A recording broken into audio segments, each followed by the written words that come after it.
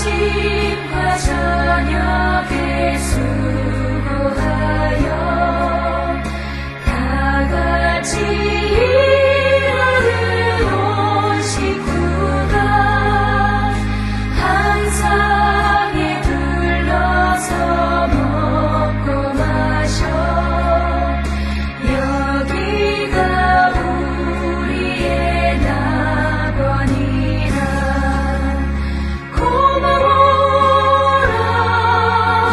임마누엘 예수만 섬기는 우리 집 고마워라 임마누엘 복되고 즐거운 하루하루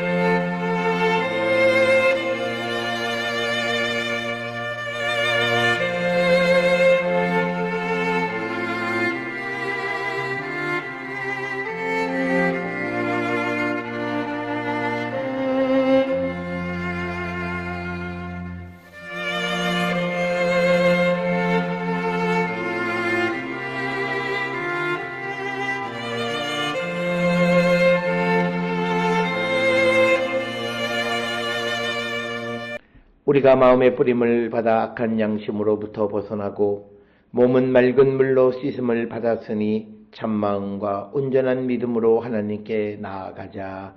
아멘. 전능하사 천지를 만드신 하나님 아버지를 내가 믿사오며 그 외아들 우리 주 예수 그리스도를 믿사오니 이는 성령으로 잉태하사 동정녀 마리아에게 나시고 본디오 빌라도에게 고난을 받으사 십자가에 못 박혀 죽으시고 장사한 지 사흘 만에 죽은 자 가운데서 다시 살아나시며 하늘에 오르사 전능하신 하나님 우편에 앉아 계시다가 저리로서 산자와 죽은 자를 심판하러 오시리라. 성령을 믿사오며 거룩한 공예와 성도가 서로 교통하는 것과 죄를 사하여 주시는 것과 몸이 다시 사는 것과 영원히 사는 것을 믿사옵나이다. 아멘.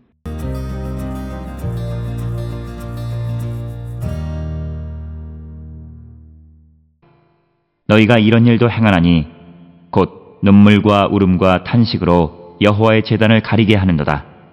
그러므로 여호와께서 다시는 너희의 봉헌물을 돌아보지도 아니하시며 그것을 너희 손에서 기꺼이 받지도 아니하시거늘 너희는 이르기를 어찌됨이니까 하는도다.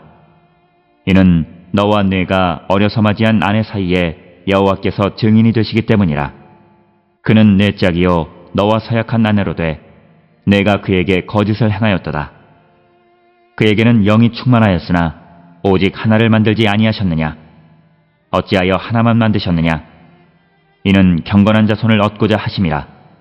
그러므로 내 심령을 삼가 지켜 어려서 맞이한 아내에게 거짓을 행하지 말지니라. 이스라엘의 하나님 여호와가 이르노니 나는 이혼하는 것과 옷으로 학대를 가리는 자를 미워하노라. 만군의 여호와의 말이니라. 그러므로 너희 심령을 삼가 지켜 거짓을 행하지 말지니라.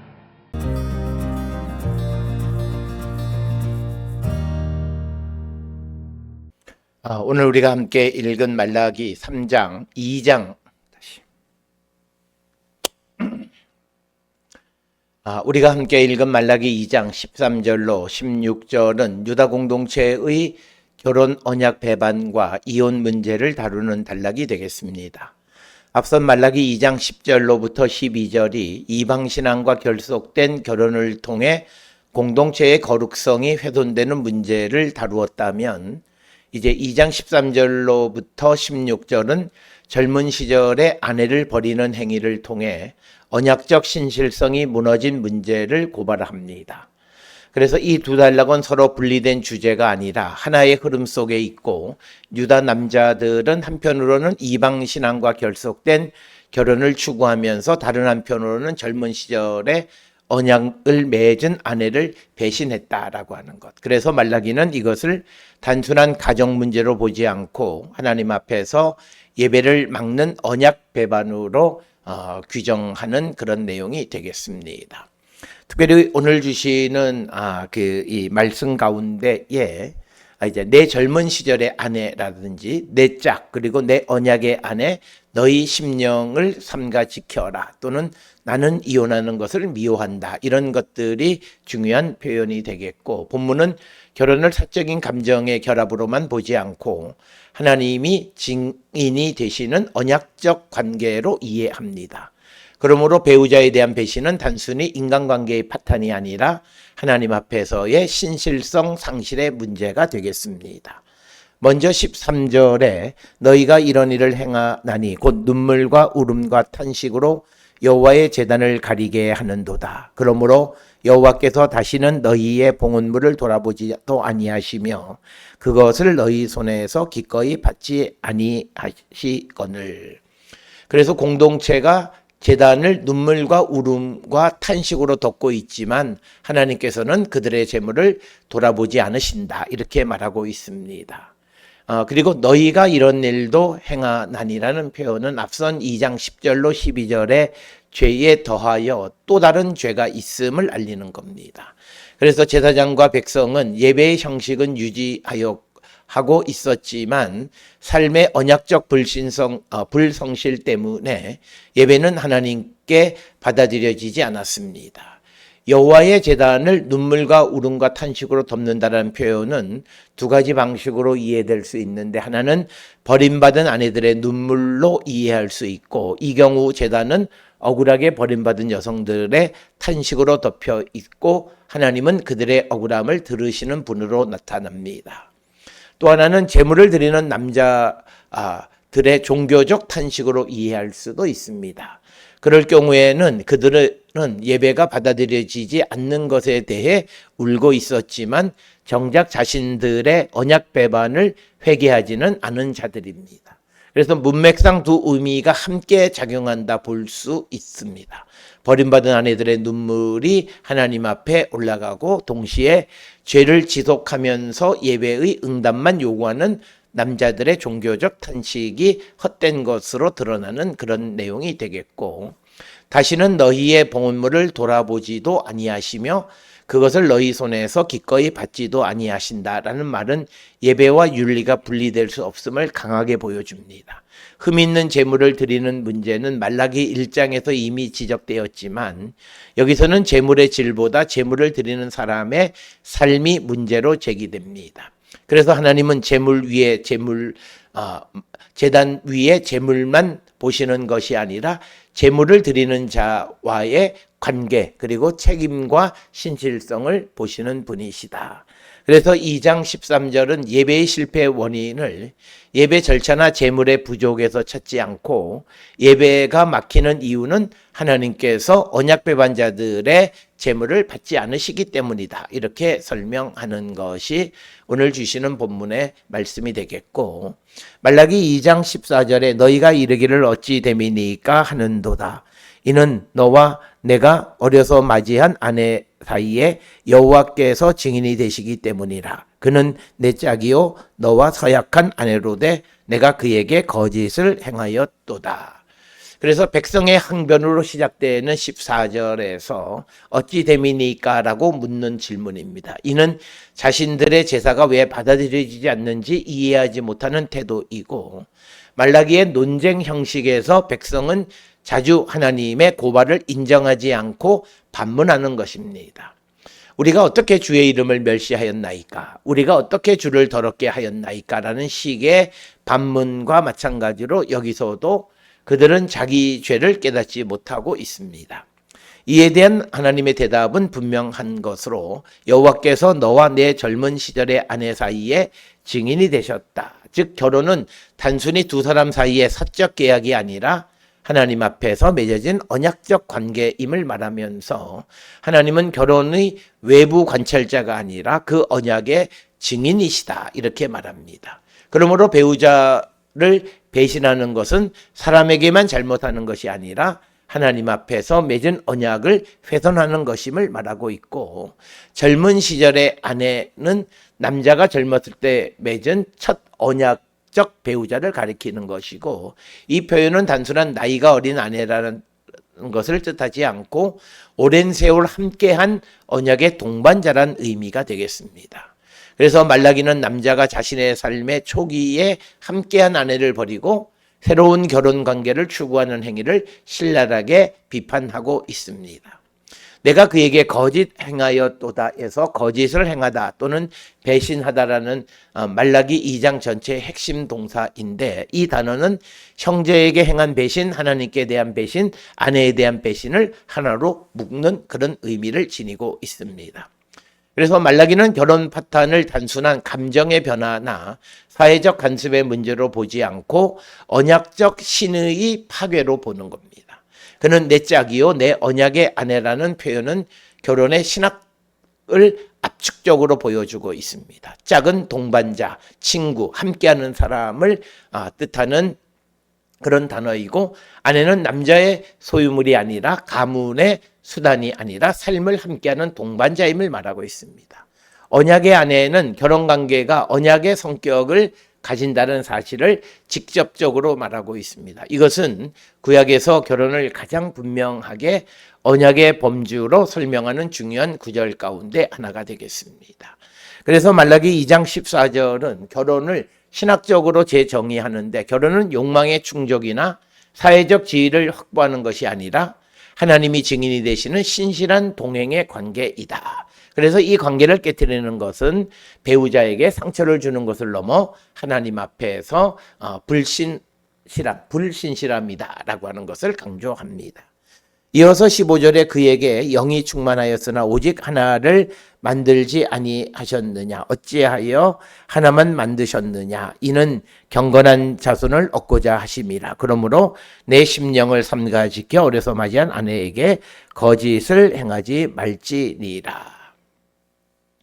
그래서 이 15절은 매우 해석상 어려운 구절인데, 직역하면 그가 하나를 만들지 아니하셨느냐, 그에게 영의 남은 것이 있었다. 그런데 어찌하여 하나인가, 하나님께 속한 씨를 구하기 위함이다. 그러므로 너희는 너희 영을 삼가지켜 젊은 시절의 아내에게 배신하지 말라. 이런 구절을 이렇게 번역할 수 있습니다. 핵심 의미는 비교적 분명한데, 하나님은 결혼 관계 안에서 남자와 여자를 하나로 묶으셨고 그 목적은 하나님의 씨 또는 경건한 자손을 얻기 위함이다. 이렇게 말합니다.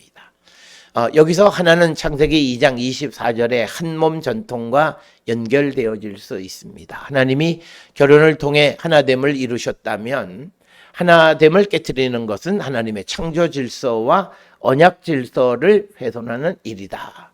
그리고 또한 오늘 주시는 본문의 말씀에서 우리가 이 본문을 통해서 알 수 있는 것은 무엇보다도 결혼 관계라고 하는 것이 하나님 앞에서 맺은 언약이기에 결혼의 신실성을 지켜야 하고 공동체의 미래와도 연결되어져 있다. 그래서 언약의 가정은 단순히 개인적 행복의 공간만이 아니라 하나님의 백성이 다음 세대로 이어지는 자리임을 분명히 말하고 있습니다. 이어서 16절에 이스라엘의 하나님 여호와가 이르노니 나는 이혼하는 것과 옷으로 학대를 가리는 자를 미워하노라. 만군의 여호와의 말이니라. 그러므로 너희 심령을 삼가 지켜 거짓을 행하지 말지니라. 이 16절이 번역상 가장 논쟁이 되는 것이고, 전통적인 번역은 이스라엘의 하나님 여호와가 이르노니 나는 이혼하는 것을 미워하노라. 이렇게 이해합니다. 그래서 개역개정도 이 흐름을 따라서 번역을 했습니다. 그러나 히브리어 본문을 문자적으로 번역하면 그가 미워하여 이혼한다면 또는 이혼하는 자는 미워한다와 같이 읽힐 여지도 있습니다. 그래서 일부 현대 번역가는 자기 아내를 미워하고 이혼하는 자는 폭력으로 자기 옷을 덮는 것이다. 이렇게 이해하기도 합니다. 그래서 전통적인 이해 아래에서 하나님이 이혼 자체를 미워하신다는 선언이고, 이 해석은 말라기 2장 14, 15절의 흐름과도 잘 맞는 이야기가 되겠습니다. 그래서 하나님은 젊은 시절의 아내를 버리는 행위를 언약 배반으로 보시며 그 결혼 언약 파괴를 미워하신다. 이렇게 말하고 있습니다. 본문에 또 하나 이 16절에서 그의 옷을 폭력으로 덮는다라고 한, 폭력은 하마스는 물리적 폭력뿐만 아니라 사회적 불의나 억압, 부당한 피해를 포함하는 것으로, 옷으로 덮는다는 표현은 행위의 결과가 그 사람 자신에게 드러나고 붙어 있다는 상징으로 볼 수 있습니다. 그래서 아내를 버리는 남자는 자신의 정당한 결정을 했다고 주장할 수 있지만, 하나님 보시기에는 그 옷이 폭력으로 덮여 있다. 그 삶 전체가 부당함과 잔인함의 표지를 지니고 있다라고 하는 겁니다. 여기서 이혼은 단순한 법적 절차가 아니라 약자를 행한 폭력으로 묘사되기도 합니다. 고대 사회에서 여성이 남편에게 버림받는 것은 경제, 사회적, 종교적 안전망을 상실하는 것을 의미합니다. 그래서 말라기는 남성 중심 사회에서 합법적으로 보일 수 있는 이혼 행위의 이면에 있는 폭력성을 폭로한 것이다. 이렇게 이해할 수 있습니다. 그 다음에 너희 심령을 삼가 지켜 거짓을 행하지 말라. 이 반복은 이 말라기의 어떤 결론과도 같은 것인데, 문제의 뿌리는 단순히 이혼 증서의 유무나 법적 절차의 적법성에 있지 않는다라고 하는 것.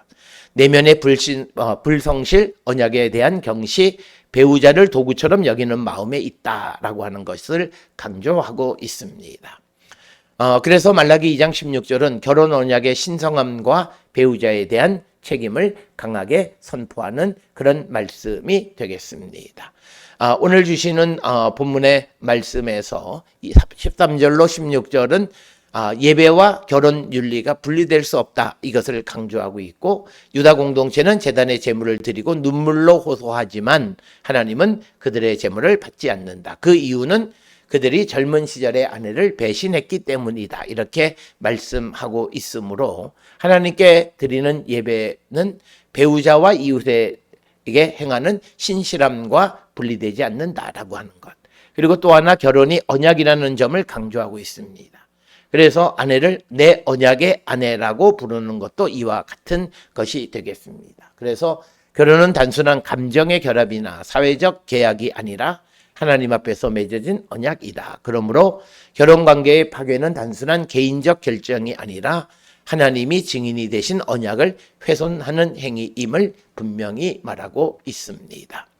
따라서 오늘 주시는 이 말씀을 통해서 오늘날 신앙 공동체가 예배와 삶의 관계를 다시 한번 성찰하게 하는 그런 말씀이 되겠습니다. 이 말씀을 통해서 우리의 삶을 다시 한번 성찰하는 우리 모두가 될 수 있기를 주의 이름으로 축원합니다. 기도하시겠습니다. 사랑과 은혜가 충만하신 아버지 하나님, 우리의 삶을 성찰하며 하나님의 뜻 안에 살아가는 거룩한 백성들이 되게 축복하여 주시옵소서. 예수님의 이름으로 기도드렸습니다. 아멘.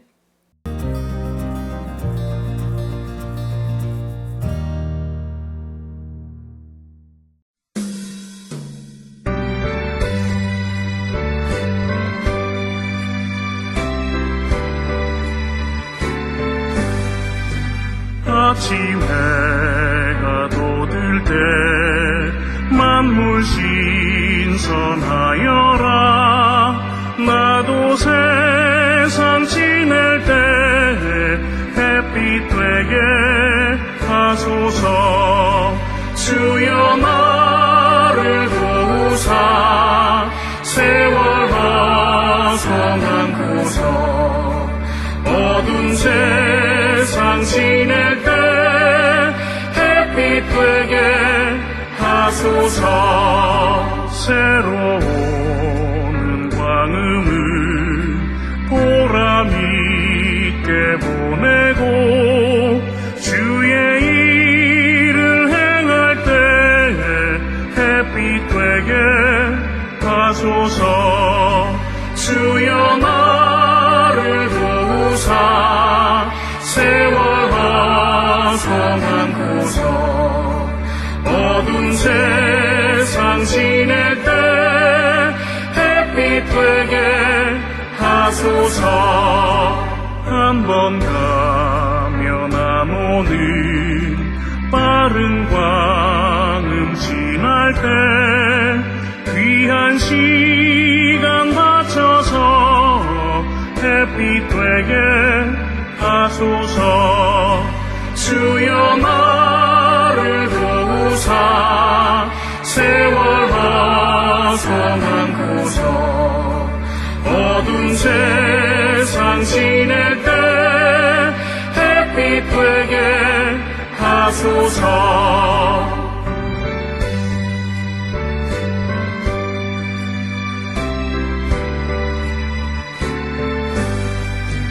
밤낮 주를 위하여 몸과 마음을 드리고 주의 사랑 나타내 햇빛 되게 하소서.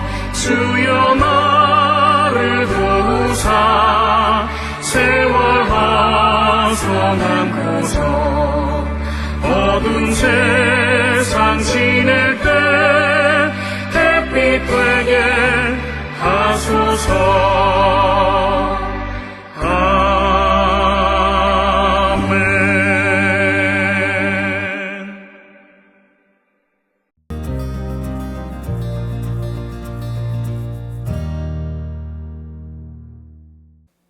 기도하시겠습니다. 이제는 우리 주 예수 그리스도의 은혜와 하나님 아버지의 무한하신 사랑과 성령의 위로 역사 교통하심이 하나님과 맺은 언약을 소중히 여기는 삶을 살기로 결단하며 세상을 향해 나가는 우리 모든 성도들 머리 위에 이제로부터 영원토록 함께 할지어다. 아멘. 주 너를 지키시고